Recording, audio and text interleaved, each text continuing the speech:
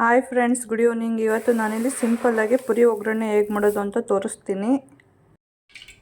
ಮೊದಲಿಗೆ ಒಂದು ಪ್ಯಾನ್ಗೆ ನಾನಿಲ್ಲಿ ಆಯಿಲ್ ಹಾಕ್ಕೊಂಡಿದ್ದೀನಿ. ಆಯಿಲ್ ಕಾಯ್ದ ನಂತರ ಚಿಟಿಕೆಯಷ್ಟು ಸಾಸಿವೆ, ಹೆಚ್ಚಿಟ್ಕೊಂಡಿರೋಂಥ ಕೊಬ್ಬರಿ,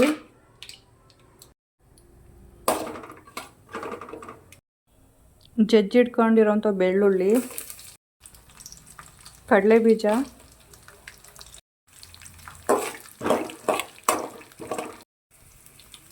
ಕಡಲೆ ಸ್ವಲ್ಪ, ಕರಿಬೇವು,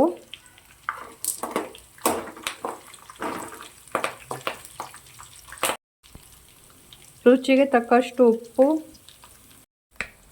ಖಾರದ ಪುಡಿ,